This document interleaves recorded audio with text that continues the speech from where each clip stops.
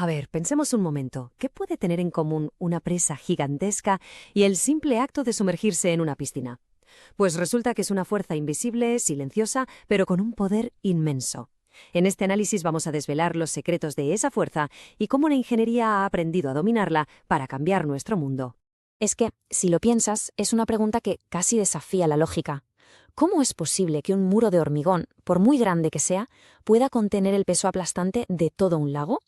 Pues la respuesta, y esto es lo más sorprendente, no tiene que ver con la cantidad total de agua. No, tiene que ver con un principio físico que actúa en cada gota.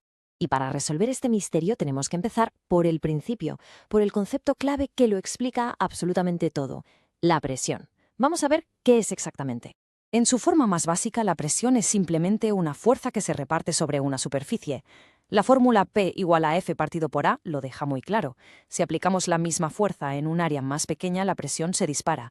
Es la diferencia entre dar un empujón con la palma de la mano y pinchar con la punta de un dedo. La fuerza es la misma, pero el efecto es radicalmente distinto.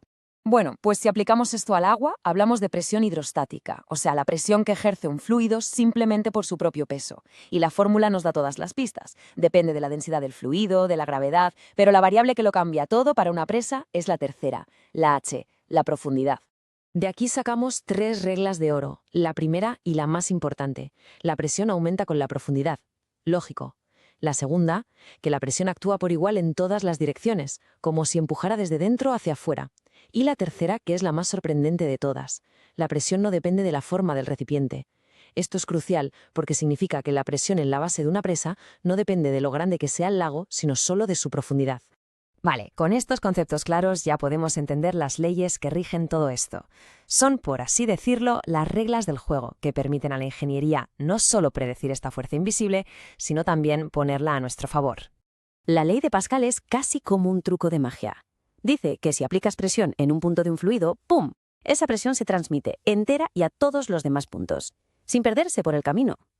Este es el secreto de los frenos de un coche o de los gatos hidráulicos. Una pequeña fuerza aquí se convierte en una fuerza inmensa ya. Y la ley de Stevin complementa la idea. Nos dice que la diferencia de presión entre dos puntos solo depende de la diferencia de altura vertical. Da igual la distancia horizontal que haya entre ellos. Lo único que importa es cuánto más profundo está un punto con respecto al otro. A ver, vamos a resumir estas 3 ideas que van siempre juntas. La presión hidrostática es la fuerza que hace el agua por su peso. La ley de Pascal nos dice que esa presión se transmite a todas partes. Y la ley de Stevin nos confirma que esta presión aumenta solo con la profundidad. Muy bien, dejemos la teoría por un momento. Ahora viene lo bueno. Ver cómo estos principios cobran vida en el mundo real, en la ingeniería que nos rodea y, por supuesto, en la estructura de nuestra presa.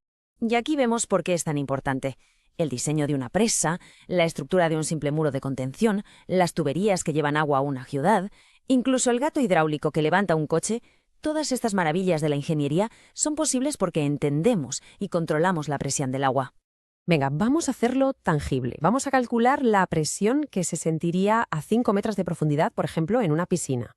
Aplicamos la fórmula P igual a ρGH. Tomamos la densidad del agua, que son unos 1000 kilos por metro cúbico.